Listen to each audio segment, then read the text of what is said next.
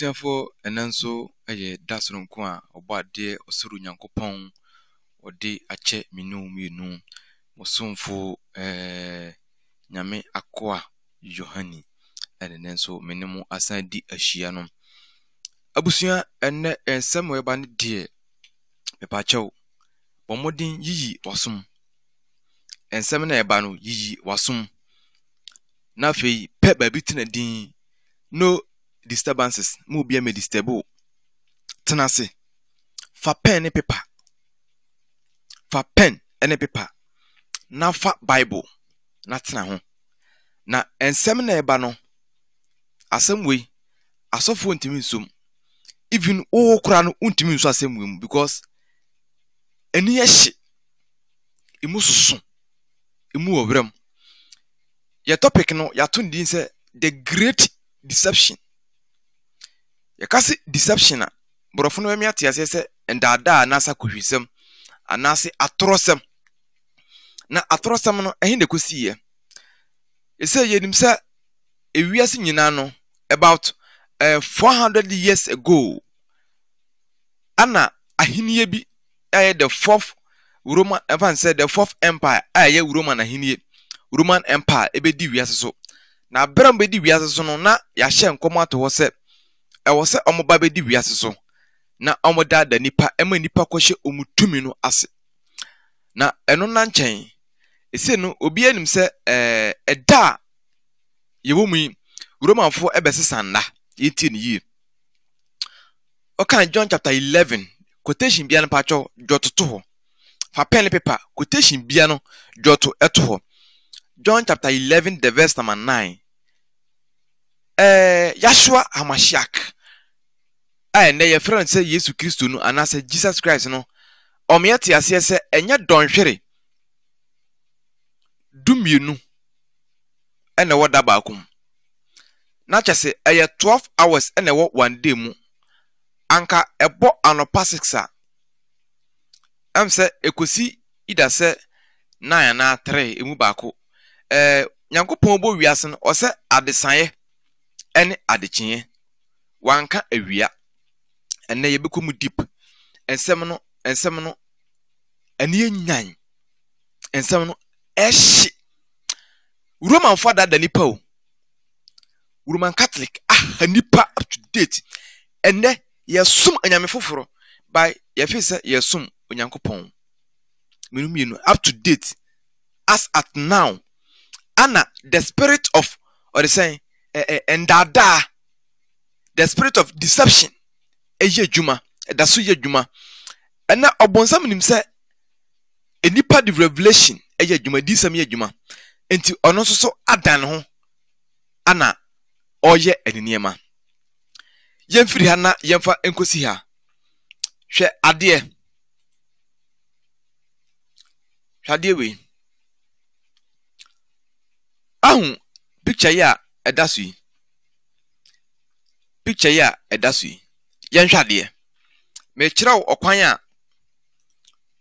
Romanfo efa so edada nipa nyina ama enne ye nyina no ye de vieti afiri nyankopon ho a yesum nyame foforo a ye fi se yesum nyame na mekora no mihu ye no ama chese mehu kora dwirme mehu aboto mehu adwirme yi Roman ahinie Roman empire mepacho hwe akonya ne si ho no pope ana teso ahunu no omne bedi wiase so eye the fourth empire ombedi wiase so omba no eye the saying ahinie a edi osom anasa religion ebe da nipa ama nipa konkwa sumu eme asum omunyame ene ye fe se yesum osuru nyankopon ahinie nie na momu metwe wadwen asi bibi so tienye metwe adwen na da witrim we no metwe asi bibi so me kire wade akọ deep mo hu se enne Jesus Christ of Nazareth ye ka no eye ndada edin Jesus no eye ndada Christ no eye ndada na Jesus Christ no ye mfra no Jesus Christ tienye Minim se wadwen be wunya. Wadwen be how. Ah, na kwa enye de bia no ono so de preachi. Na ne de ba ne sen. Empere ho tutu mirika. Enkotu mampamirika. Tobo ase. Fa pen ne paper. Ne meka bia adwo toto ho. Yenim se Jehovah Witness. Omo aide te Bible. Ana ade a eye Yeshua HaMashiach anase Jesus Christ no. Omo en Jehovah. Omo en Jehovah. Na yenti ase se yen twi no letter Y enim. Tienie letter Y enim. Enti ni bibia no omaye no anam se J na enim. J enim. Enti no ade eye J no omoye no Y. Ade a eye J no omoye no Y. Enti no se eye John J nim eni odesen Latin ayi omoreti nim. Enti no eye John na omaye no Yohani. Jeremiah J nim ti no na omaye no Jeremiah yenhye we nso. Nti ayi nkrofo we Jehovah Witness for asesa Bible no anom de omde ehyemu yente ase saa sane omayedete amana siwti omosom no saa na obi aso betimi yedete Bible no amana siwti omosom. Yanhwe akonwa yesi hoyi pope enete ho no na pope no te ho no ohun se abofo mienu eginagina ne nchen eno na nchen enipa fo bi etete ne nchen no so ti akonwa mum na saa akonwa ne si ho no ye beka ho asem akọ deep abofo mienu na eginagina mo nchen ye beka ho asem akọ deep ana enipa mienu na enan na mtetete mo nchen no ye beka ho asem ama na akọ deep fa Bible fa pen ne paper quotation no chiro yanhwe Isaiah chapter 6 verse number 1 yanhwe ade ye beka akonwa ni pope no si wo no na ho asem. Isaiah 6:1 ose afi a ohine Uzia wuye no mihu awurade se ote ahenwa ekron a wamaso so na natade emu ano aya soro fie ma na serafin ginagina won nchen na wo mu biara won tabansiasia tienie ose na serafin ginagina ne nchen na ne ntia mekasa no wa hu popu no si ho no serafin no omo ya abofo na mu bia won tabansiasia ba we nu taban no se ne wadwen koso ntin entaban wa entu entinu waye ne ho se oyonyame ti waye ne ho se oyonyame entinu abofo na ginagina ne nchen na uhu no aya serafin. Na yanhwe Isaiah chapter 14 the verse number 13 ose na wode wo kan no wakoma mu se osoro na mefroma kro onyankopon ensoroma no atifi na mema mahinwa so asie na matena ahia bepone so atifi fam asase atifi ano no ho aton na meforo munukrum no soronsorom ya maye me ho so osoro suru ni no tie ni ye ose den wobaye ne ho se osoro suru ni no emom asamando na wurusan akoduru amena aseton enti pope no wose woye ne ho se wosuru ni no woye ne ho se oyenyame woye ne ho se oni nyankopon ese. Yanhwe asem bi wo 2 Thessalonica chapter 2 2 Thessalonica chapter 2 mamemfa audio we no en kan na te ase yi 2 Thessalonica chapter 2 Korinto fwanguma etosu mienu ti mienu tienie na miye madwin se mi mfalre huo mi mamu 2 Thessalonica pacho hwe otworosem no ema me pa nene ye biebie nsem ani so na enipa hunu se ewiase ya yatimi endada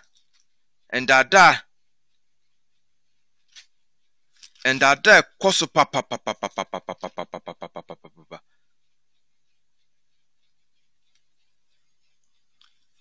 say 2 Thessalonica we mekobo 2 Corinthians 2 Thessalonica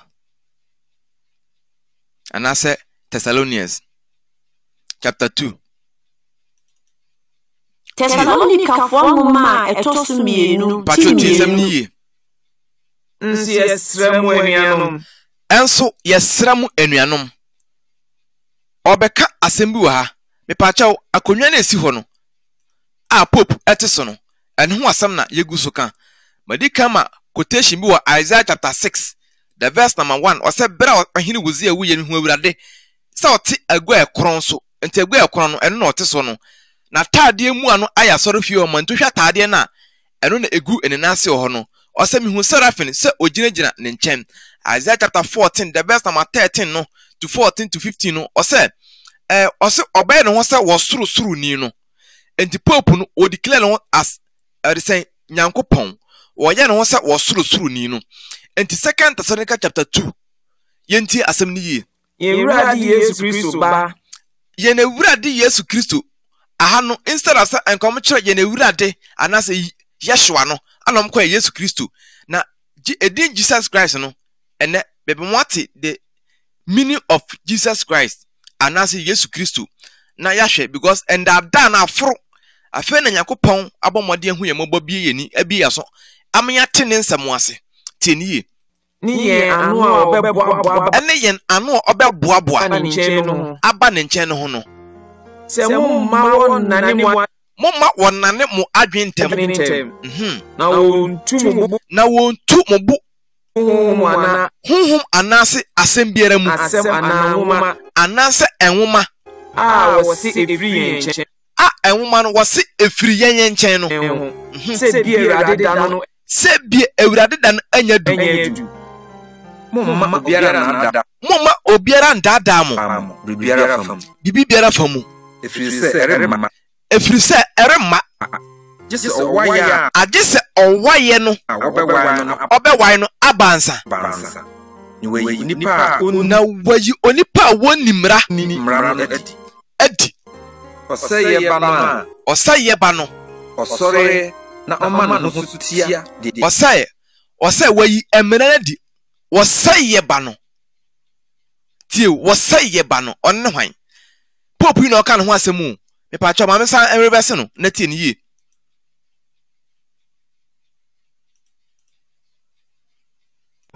osore na oma no sutia osore no oma ne ho sutia de ofre no Nyankopon de ofre no Onyankopon enti wahu ose aha osore etia ne ofre no Nyankopon enti Pope no wasam na woka no ana wosom nyina ma ono ara kotena Nyankopon asore dan enti oma ne ho so kotena Onyankopon asore dan mu de ne ho kire se one Onyankopon ono ne hwan Onyankopon tienie enti aha e kire se babia wode akonya lankosi no wode ne ho kire se oye hwan Onyankopon enu ntina Isaiah chapter 14 no o kire no Isaiah 14:13 no wo kire no pefe se ono na osoro kwatena Onyankopon aso oba ne ho se ose Isaiah 14:13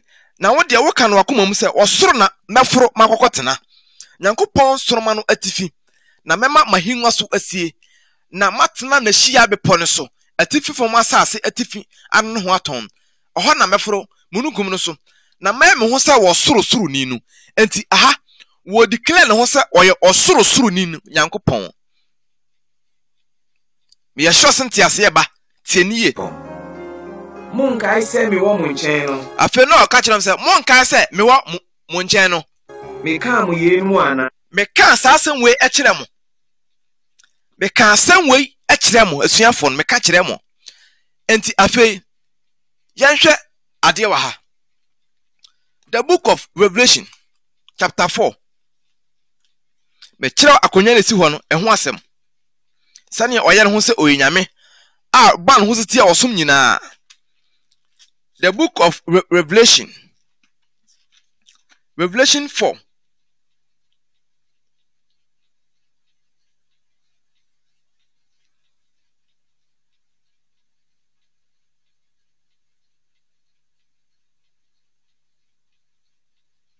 Revelation chapter 4 the verse number 9 I say na se atiasefo ne de anuonyam ni anidie ma na ma me mmɔ we no na yentie ne yie aha o kire Revelation 4 aha o kire osoro ya abofo ekoto sore Nyankopɔn ɛwɔ soro hɔ ti ha yie Edisam T9 Yeye chino na hwe wahini epon osoro eni ameti kane se totorobento eni mikasa ene se Frobra odi twase ye nu achiri na me nkyira oni twase ye achire ba na ntamora na me wohunhum na hwe odi ahengua si soro na obiti ahengua no so na de otiso no wo hwe no a na ne otiso wo hwe no a otisa hwe bojanambo na nyankonton a wo hwe a etisa ahamono bo atwa ahengua no ho ahia na ahengua aduonu nan atwa ahengua no ho ahia na mihunu mpanifo aduonu nan na afa mihu mpanifo aduonu nan otete ahengua no so hye ntade fitaa na sika abotre bobom ti na anyinamne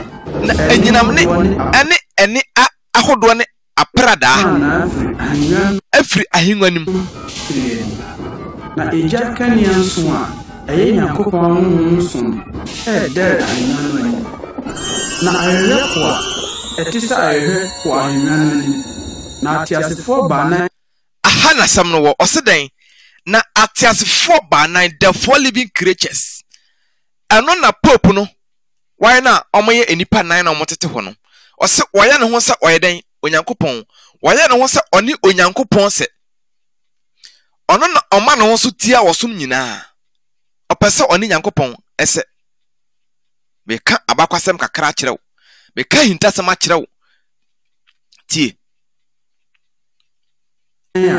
ani aye woni enti atiasefo banan we no wanya ani ensa so why no so Nyankopɔn na why no odi nipa na eye enti no odi enipa na atena so atiasefo banan ye ka secret akyerɛw na ya kyerɛ sɛ sane endada no efrinkrofo we mu na aba na momu ade aye bo Yeshua asendua mu no enya cross as we already know said cross on sanya cross is or the same deception in dada kese ana krofo di adada yen na yenhwa de Revelation chapter 20 still ayeka akonya no ho asem Revelation chapter 20 the verse number 11 Revelation 20 verse number 11 mamema ayinu enkenkan mame Revelation 20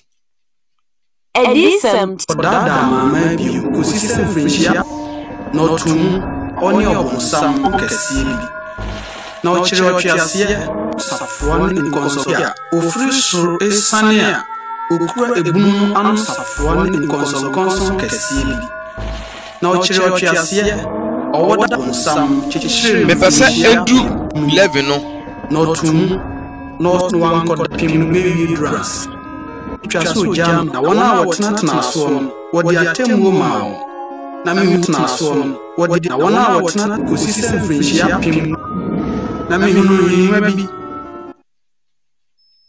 Revelation 20:11 am say nka me forward no na we na kan na so ma men kan o say me hunu ahengua fita kokoro me hu ahengua fita kokoro nti pa chawe ahengua fita kokoro no eno na pope na wote so no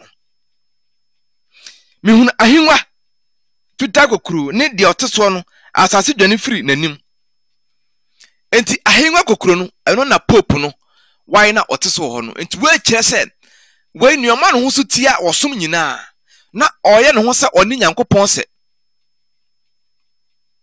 na oba no ho se oye osorosoro ni no ahintasem kese ene ne wote no na menkyira wade enti no ero na ho na ukoso a uhu no ma menkyira hwade we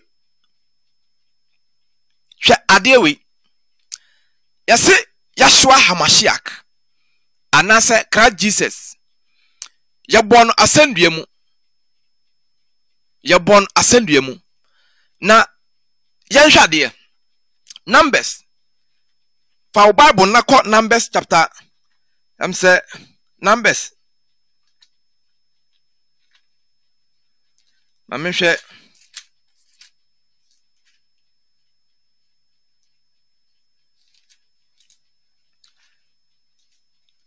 Numbers chapter 21.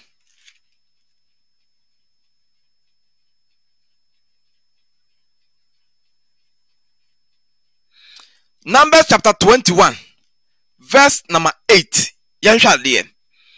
Me kyerɛw ade. Numbers 21 verse 8. Na Awurade ka kyerɛ Moses sɛ, "Ye ɔwɔ a na no wɔ boro ensa so. Nafa no sane franka adua so." Me pa kyɛw, yɛka franka adua, franka obi anim sɛ franka adua yɛde ɛyɛ ɔdesan franka anase yɛde ba na sɛ so. Ɛnyɛ dua yɛ cross. Ɛyɛ straight bar. Entinu say na Moses ɛyɛ na yi no. Ɔde franka ne si hɔ. Ana ɔyɛ kwabeden frafra te sɛ ɔwɔ. Na obiara obɛhwɛ ne bia no wanya nkwa. Yɛnhwɛ ade. Na Awurade ka kyerɛ Moses sɛ, "Ye ɔwɔ a na no wɔ boro nsa so, na fa no sane franka so. Na obiara a ebi bɛka no sɛ ɔhwɛ a obenya nkwa." Enti Nyankopɔn de si hɔ sɛ Moses enye franka. Onya franka na ɔmfa ɔwɔ nsa so ensen so. Afei yɛnhwɛ John chapter 3 verse 13 to 14. John chapter 3 verse 13 to 14. Minum sɛ yɛkan Bible ni bebre nanso yɛadwen nkɔ hɔ. Yɛkan Bible na kan yɛadwen nkɔ hɔ. Yɛnhwɛ ade. John chapter 3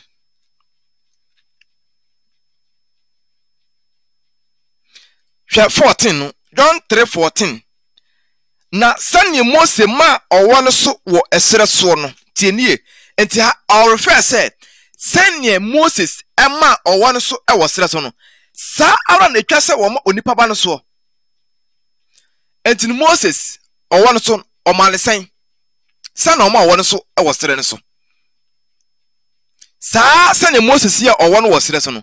Sa na ɛwɔ sɛ yɛyɛ Yeshua enso ɛwɔ ɔdesan asɛndua no so. Na fe ɛden na yɛbenya cross. Bejisin samwe ɛyɛ nwanwa na ohu adwiriw. Wakenkan na so wadwen hyɛda ɛnkɔ so. Ɛnkɔ ne meka no so. Tinsɛm ni yie. Wadwen hyɛda ɛnkɔ so. Sɛnne Mose ma ɔwɔ no so ɛwɔ bepɔ no so no. Ɛsrɛ no so no. Saa na yɛbɛma onipa ba no so. Afei ɛyɛden na onipa ba no yɛkɔbɔ na asɛndua mu sei. Ɛyɛden na onipa ba no yɛbɔ na asɛndua mu. Enti which say the Roman Empire ne beda da ya me kyerɛ sɛ asɛndua no yɛbɔ no wɔ mu sei. Nanso no asɛndua no ɛnyɛ saa na netie. Na onipa no wɔ sɛn asɛndua no so yɛfrɛ no Zeus. Jupiter Zeus. Ɔyɛ ɔdesan Krishna. Ɔmo bosom kɛseɛ Krishna. Ene ebiri kan sɛ Hare Krishna. Enim sɛ ɔsom bi dia. Na yenim sɛ ɔgye no efiri Jewfuo mu. Ɔgye no firi Jewfuo mu. Yɛhwɛ ade bi sɛ Daniel chapter 1 the verse number 6. Yenim sɛ Daniel ɔyɛ Judani. Ana Yeshua Hamashiach a yɛfrɛ no sɛ Kristo Yesu ana Jesus Christ no. Ɔsɛ yenim sɛ ɔgye no efiri Judafuo mu. Ɔgye no. Yɛhwɛ John chapter 4 the verse number 22. John 4:22. John chapter 4 the verse 22. Ɔsɛ John 4:22. Mo sɔre die munnim. Yɛn de yɛsɔre die yɛnim efiri sɛ enkwagye no firi Judafuo mu. Enkwagye no firi mfo efiri Jewfuo mu. Afei sɛ enkwagye no firi Jewfuo mu yɛnim sɛ Yankopɔn so ɔyɛ Juda mu Jew mu abusuako mu jata.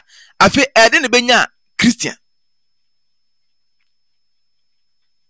ye bia nsemu na ye ka hintasem ye nim se endada na akoso abesi nne na eya sofo bidi so mbeka na ade we oba ade Abraham Nyankopon ama me hu yenam se dabi minum se ensem amekan na enipa yenim ye preach afa ho enne ekoso yes 25th December ana ye wo Yashua Mashiach ye endada yenim se first month ay April na April eden ana ye bebe wo no or the saying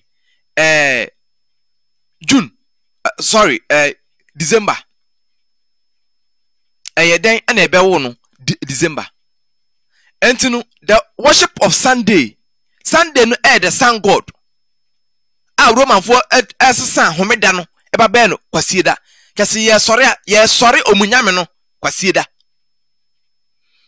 na ayampasa obiara obesom Sunday no onya nkwaje sana mehu no yanhwa de tama Yashua wuye no anasa Christ wuye no yase yede no koto obodan mu nansa sana Bible ne ka na mehu nse ayakohwie yanhwa de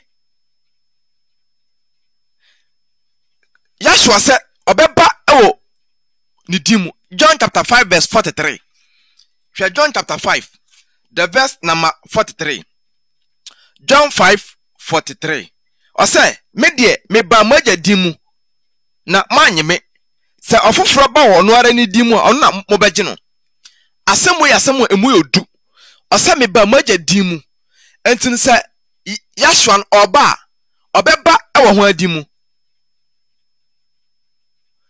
Nyankopon dimu Nyankopon so me ati asese ye fere no yawe yanhwe Exodus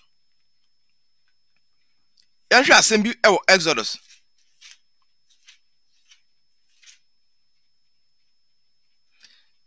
chapter 6 the verse number 3 yanfa free 2 no o say na Nyankopon ni Mose kasai na oka kire no say meni Awurade tieniye meni Awurade ameyi me ho kire Abraham ne Isaac ne Jacob sa Onyankopon twedi ampon na medin Yahweh no de mama wamfa ahunume enti Nyankopon ni din akasa de Yahweh ana edin Yahweh yen translate o translate a o de baden na Yahweh ne so yen se kasa no J enim afi ede na benya letter J ewo Jesus mu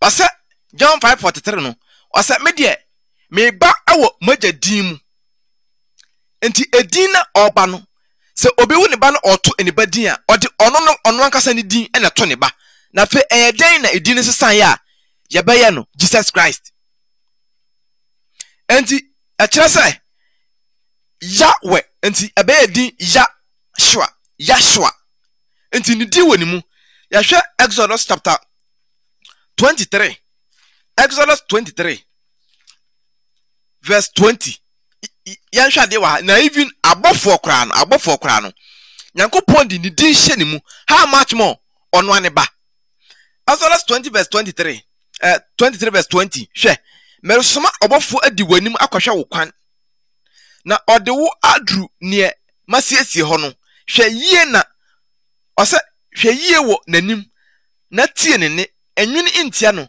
na awrefa momrato enchemu efrise midin ewonimu na obofo ne kora no ono ni Nyankopon edin ewo obofo ni mu na how much more ne ba ana ne din ni mu tini Yahweh Matthew chapter 12 verse 39 to 40 Matthew chapter 12 verse 39 to 40 Matthew chapter 12 39 to 40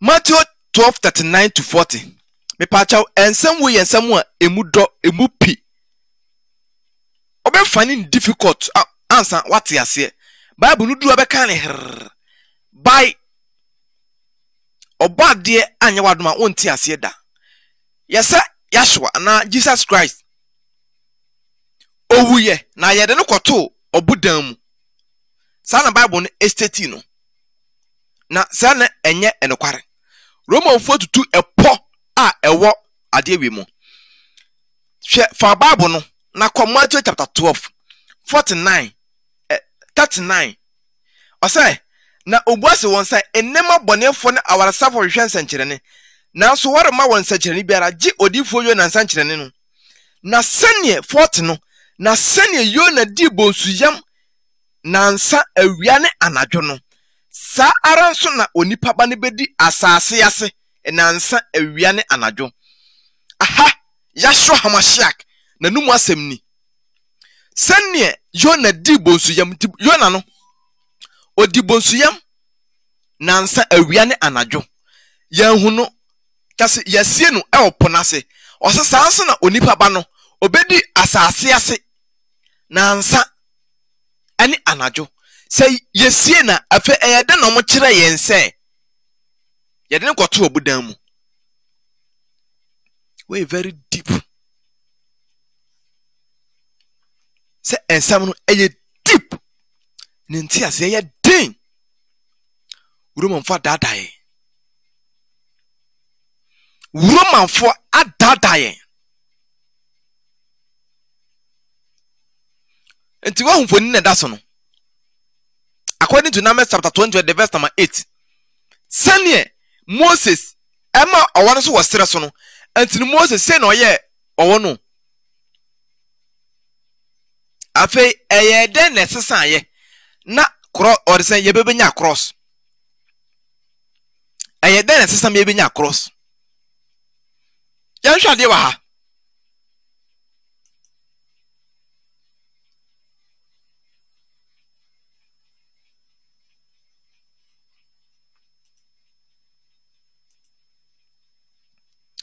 yan hwade wa ha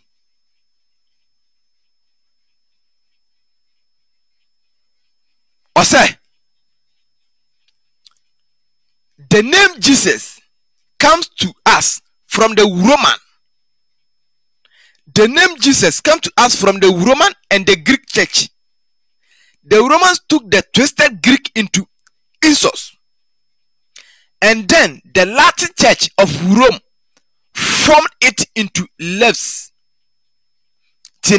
Pronounced leaves. Then further twisted by English revisionist into the modern English name Jesus. The original King James Version English Bible 1611 AD rendered the name as Ives, IESVS, but in the first revision it was changed to Isis, and by the revision of 1881 the name is changed again to Jesus. What in here? Enti edinu ebeye Jesus in the preface of the some modern translations. There is an explanation as to why the sacred name of God Yahweh is not restored to. Enti Yahweh no and edin Jesus and adding na alpha. Who said the Romans omne esesano afi hwade wa ha. Or say English to Jesus still pronounced as Jesus by much of the word, but by the English speaking people as Jesus. The English translators and the authority of King James the English translators and the authority of King James began a new translation, but had at this time loss of Jewish identify of the Savior, a name by which we must be saved. Acts chapter 4, the verse number 12. The translator continue with declaring the Latin list Jesus as savior, and equally unimpressed with our savior Jewish originate with their language to be their God. That's right, the English followed in the footsteps of the Romans and changed the name again to fit their gospel. What you say? And you know, almost the same didn't send any omunyam ebefa. Okay, I said the Jewish heritage of our Savior was not appreciated, and scripture was ignored when it came to how the ultimate deliverance of the Jew, Israel, would figure in the plan of God and Father. You read Romans chapter 2, the verse number 9 to 10, and Romans chapter 1, verse 16, written especially to the Roman church, but ignored by them and by those after them. Make no mistake, our God and our Savior do not consider the Jew as worthless, as that this word Romans chapter 11 verse 26 to 30. Our Savior is of Jewish origins, and his name is Yeshua. And Nidinu Yeshua, not Jesus, and not Yeshua, as the Jewish Pharisees and scribes would have as believed. Read it again. Romans chapter 11, the verse 26 to 30. Afe yanhwe ade wa ha. Yanhwe ade wa ha. Yanko Acts. Asomafo nyuma no. Aha dan bibi clear amayen. Dan bibi clear amayen. Acts. Just say nam wrong path. Jesus say Roman for omunyam yon friend say Zeus. Ane ne enipa ye president. Ye president nemomo ye hwe asem wo Acts. Obati ne meka na siye. Obati ne meka no asiye pa.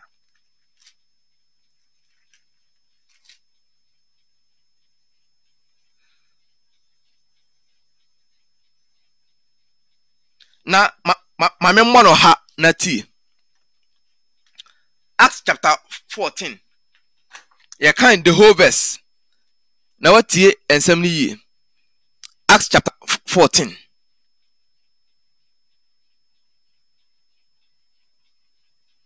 Roman for dadan. Such as yasum ni nyina no. Yasum omunyame edin nka say Yeshua. Enti Jesus no masesa no. And Yeshua no masesa and Jesus. Just yasum omunyame. Enu tu na masesa ba the sun God. Sunday. Ti he. Acts chapter 14. Na ebase Iconium so. One ben no call Yuda for shia demu. No ko kan asema Yuda for ni. Ebase Iconium so omo banu. Enti omo banu ano omo nam no na eye Paul ene Barnabas. Paul ne Barnabas ene nam. Me pa chaw. Tenase ensam na ye kan tie ni ye.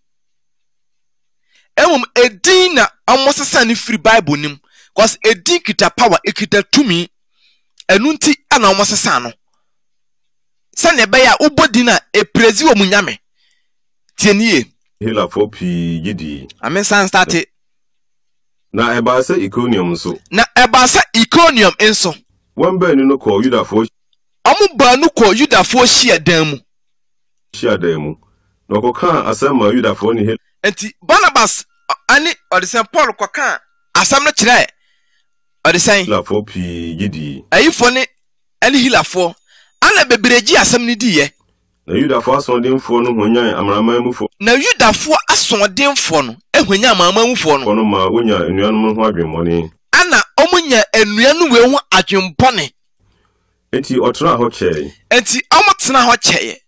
Na odi nam pae mu kasama Ewrade. Na odi nam ye kas kasa pefe pamu kyerɛ Awurade na ɔno nso di n'adom asɛm no ho adanse enti ɔno nso bedi n'adom no ho adanse na ɔnam wɔn nsa so ma ɔyɔ nsɛnkyerɛnne afetie ɔnam ɔmo nsa so ɛbɛyɛ nsɛnkyerɛnne ti ha yie enti Paul ne Barnabas bɛyɛ nsɛnkyerɛnne mepɛ sɛ utie nsɛm no yie wɔ ha paa ne anwonwadeɛ ane anwonwadeɛ afe nsɛnkyerɛnne na anwonwadeɛ no ayɛ Yeshua edim na ne Paul ne Barnabas ɔmde kɔ patwɔw ti ha yie okay nanso kurom hɔfo no mu pae afe nsɛnkyerɛnne anwonwadeɛ na ɔmde kɔ ɔmo kokɔ yentin ekurom hɔfo no ɛma nsɛnkyerɛnne no ɛpae ɔfa o Yudafo no afa enti ɛma nkyekyɛmu bɔ mu na ɔfa nso wɔ asomafo no afa ebedi Yudafo no afa ana afa nso bedi ɔde asomafo no so afa abosonsomfo no ne Yudafo ne wɔn mpanimfo no bɔ krididi abosonsomfo ane Yudafo no ɛbɔ kiri baasɛ adapa so bɛbɔ ɔmo adapa na wakosi wɔn aboɔ no na ɔwɔ kosi wɔn aboɔ no ohuni na ɔno mu hune no mu dwane yɛ dwane kɔ Likonia nkuro ana ɔmo kɔ Nikonia ekuro bim Listra ne Derbe ane Derbe ne asase ɛda ho no ane asase bia na ɛda hɔ no so no ɔhɔ no mu dwane kɔɔyɛ na ɔtena hɔ ka asɛmpa no ana ɔmo tena hɔ ka asɛmpa no na ɔbɛrima bi wɔ Listra ontumi nyina ne nan so na afe ɔbarima bi wɔ kuro nim a ɔwɔ Listra a na ontumi nyina ne nan so na ɔyɛ apakye anasɛ ɔyɛ bubuafoɔ na ɔte hɔ ana ɔte hɔ ɔyɛ obubuani firi ne nan afe saa nipa no yɛ obubuani firi ne maame yɛ mo efiri sɛ yɛwo no wɔnante da yɛm na efiri sɛ yɛwo no wɔnante da oyi ti sɛ Paulo ɛkasa afe ɔmo te sɛ Paulo ɛkasa na Paulo nso hwɛ ne din hu sɛ ana Paulo hwɛ ne din ogidie sɛ obi ana onya gidie sɛ akoa wei ogidie sɛ tena ɔte hɔ no obetumi anante di mu enti ɔde ne kɛseɛ kaa sɛ ana ɔde ne kɛseɛ kaa sɛ sɔre gyina wo nan so kyerɛ bɛn sɔre gyina wo nan so kyerɛ bɛn na ohurihuri no ana ohurihuriɛ ɔnanteeɛ na nkurɔfoɔ akuakuo no huu deɛ Paulo afe ne nkurɔfoɔ kurakuo no hu ne Paul ayɛ no wɔma wɔn ne so kaa no lika afe ɔma ɔmo ne so kaa no Kaunia kasa mu sɛ ne Kaunia kasa mu sɛ tinie aha na asɛm no wɔ ne Kaunia kasa mu sɛ Enyame gos enyame ayɛ mo te sɛ enipa yɛ wɔn ho sɛ enipa asane aba yɛn nkyɛn ti ha na ɔfrɛ Barnabas Zeus afe ɔfrɛ Barnabas Zeus ti ha yie afe Barnabas wɔfrɛ ne Zeus because enyame na ɔmo som no ɔno so yɛ nsɛnkyerɛnne ɛte sɛ ɔmo Nikoniafo nyame enti bizawo sɛ Nikoniafo nyame no sɛ na ɔmo de afe ɔmo to Barnabas ale Paul din as wei yɛfrɛ wei Zeus ana yɛfrɛ wei sɛ Hermes ɛne na yɛ anyame bi din ana ɔmo de to wɔm afe ti ha yie na Paulo nso wɔfrɛ no Hermes ɔfrɛ Barnabas Zeus yɛnim sɛ Zeus so ɔyɛ demon ɛno na Romanfoɔ som no ɛna yɛfrɛ no Jesus ti ha efiri sɛ ɛno na ɔka asɛm no na Zeus anasɔrɔdan kuro no anim no sɔfoɔ de anantwinini afe Zeus asɔrɔdan na ɛwɔ kuro nim no ɛne emu hɔfoɔ no ɔmo di anantwinini ti ha ne nhwere a wakyekyere ba ɛne nhwere a wakyekyere kuro no aboboa no pɛɛ ɛba kuro no aboboa no pɛɛ ɔne nkurɔfoɔ akuakuo no de bɛbɔ afɔ ɔmo ne nkurɔfoɔ akuakuo no bɛbɔ afɔreɛ na somafoɔ Barnaba ne Paulo tiɛ no afe Barnabas ane Paul ɔmo te ade na nkurɔfoɔ no yɛ no osunsuane wɔn ntoma mu ana ɛhye wɔn ɛyɛ ɔmo yɛ no ɔmo sunsuane ɔmo ntaadeɛ mu tutu mmirika kɔ nkurɔfoɔ ana ɔmo tutu Amerika di ɔmo di speed kɔ nkurɔfoɔ no nkyɛn sɛ tie mu sɛ ha mɛma mmeranteɛ adeɛ na moyɛ wɔ ha yi yɛma obia nante no mama makɔfa nhwiren ɛne agya bɛbɔ fɔdeɛ ama yɛn ade na moyɛ yei no Yes, you party some. Yanso ye ni party samwa. Ye ka sempa kire mo se mo na ni firi. Na ye ka sempa a kire mo se mo na ni firi mo akwa mbone ho. Ehudie yunko. Ene ehudie ho amumu. Tienti no na omo otu omo fo se. Omo system firi sa bosomsom na onom som no. Emeje Yashua ndi. Afa Zeus no ye behwe Zeus no ho asemaka. Onyankopon o ti ase no nchen. Ono no yo osoro ni asase ni. Ono no yo osoro ni asase. Ni epo ene ye omu nyina. Enti ye bi se ho se that time na amomfa asam no enkoye no. Na nyame ben na ne Paul ne Barnabas na ode omoko. Ina. Ono na titibra etwa mu no. Oma na manyina kwan se wo fa wa kwan so. Na so enya ne wadasidie. Ye ma musio frisro. Ni bra aduane ba. Na odi aduane ni ani je ma mo abotoye mu. Na de o kan ne so amfa nyampa. Ankan grofo kwekwo na nya wa afode no. Na yuda fo bi enti on se na mo amosum resen anyame amosum lesser gods. Enti no ba sa na omde omante omo yo maje samba ba foreign amo omanya because anyame bi ana be san senche nti wahu ade wa ha. Enti Paul ne Barnabas omde Yashua ensan kire ne ma olipa ne ho to no. Enti omo yasa no omo so omanyame e friend say Hems ani Zeus no the same ensan kire no na oma san krofo no eye okrom ho which is say omo bi ho to no obi bompa mo bi ho na no nkire se Yashua Hamashiach obode Nyankopon ne ba no ono ensan kire na aye. Enti obi bompa ye Yesu dim no bi ho to na adofo deception Roman Catholic atataye oma dadaye ye yankwe free Antiochia ni Iconium ba ho no betu nkrofo akwekwo no aso no si Paul abo no otwe no free kro no mu sisusi wawu na suafo no betwa ne ho hia ya no osori kro no mu ade achiye no oni Barnabas free hoko Derbe sa unya daje a tenase na wankasa relax na ti nsam ni yie sa edin Jesus ye dia bonyom edin Jesus ye wurani edin Jesus ye campaign man sa no odofo e fake mean sin some way ebe wo abofo no ebe wo nyom me yasampaka ni me metana metwa ntro cause yenum se endada ni fi Rome sane ne enipa bebere abenya ehunumu ene ntiase sen Romanfo na besesa homeda eye no kwasie da still enipa yegusu e worship Sunday yanyiniye na Jesus anasa Yashua na o besesa ne Jesus no ni picture yenim se that time no na picture ni ho that time na cameras ni ho nto me de nya picture na se picture na deception how much more edin se and say Yeshua and I say and then your friend say Jesus no ni din no picture no ay faker e din na be original okay yan hwade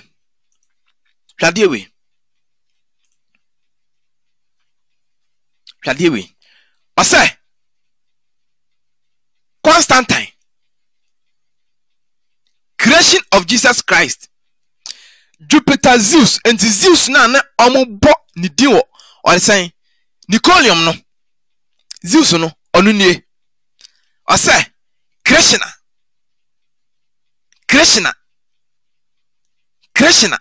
ahu so no waben Krishna enti sa Krishna Zeus Krishna no enen omasesa no abeno Christ ben Christian yelu say Roma so na Christianity bae enti se ogene firi Jewfo mu ampa se odi san Nyankopon oye Juda mu abusuako mu jata afi edin Christ ana also me yete ase se oba na jadim according to odi san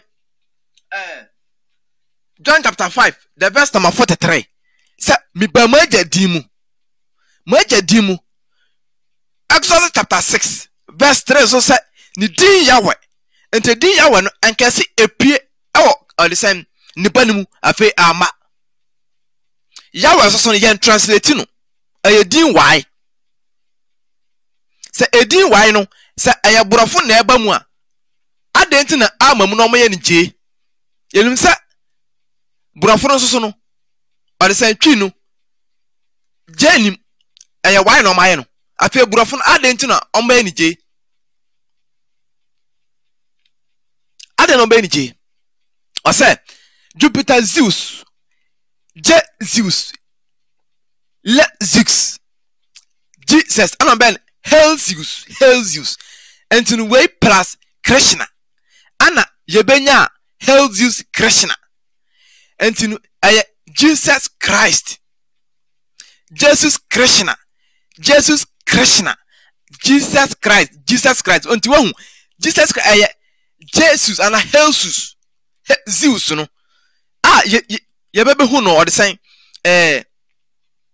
tamwa Barnabas ne Paul eko Niconium no the same dinner na mo bo ho enti Jesus Christ no wuromfo na de bae o say deception Yahweh father Yahshua son enti no Yahweh ana Yahweh no aye father ana Yahshua aye son ne ba and asa dinner no o say deception Zeus father sons ana Jesus son on so no mabe no enti no adesan Zeus no and father ne ba ana baye adesan Zeus no enti ebenya son ana Romanfo asesan no omo sesan sa de no mayen ba ekirese Lord son of God Yahweh Jehovah and Jehovah Yahweh Yahshua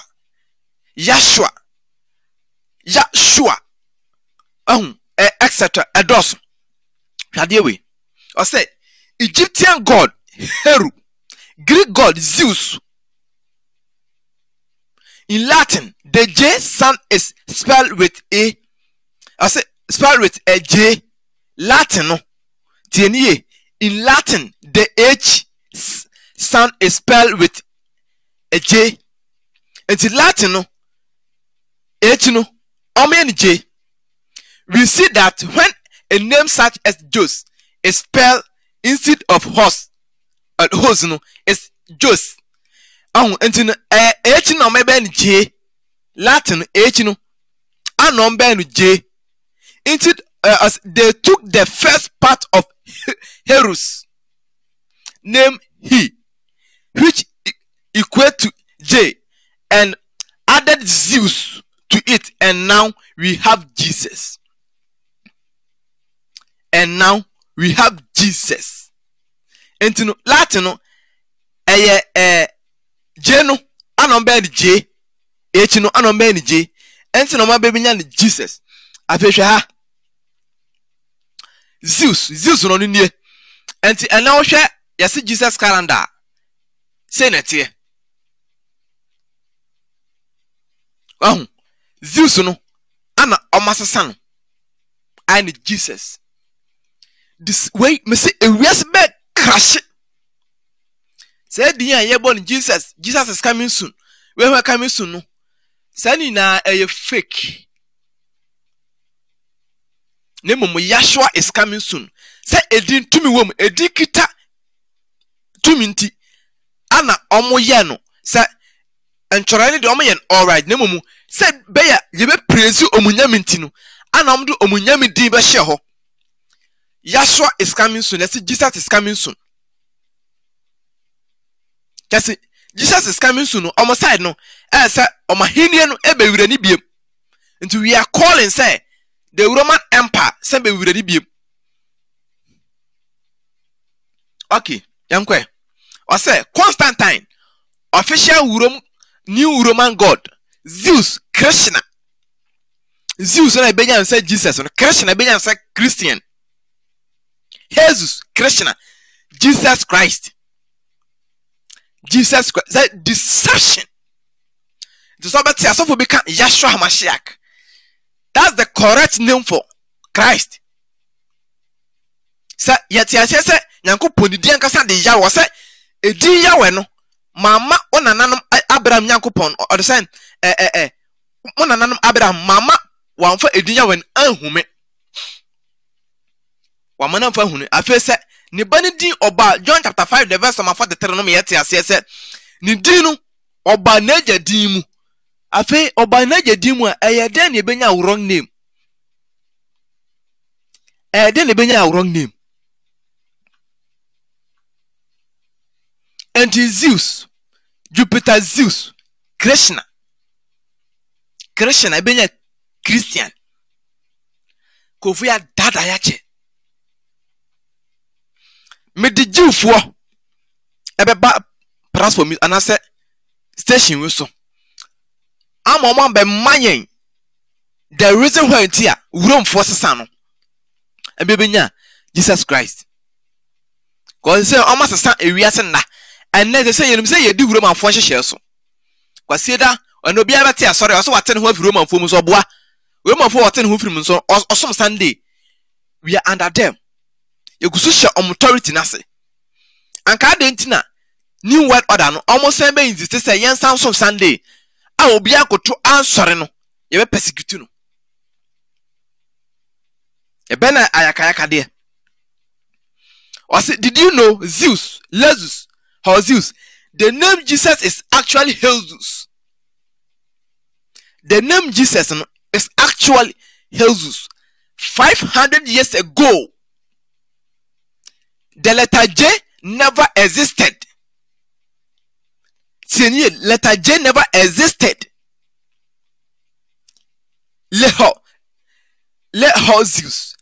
Zeus in Greek. Deception.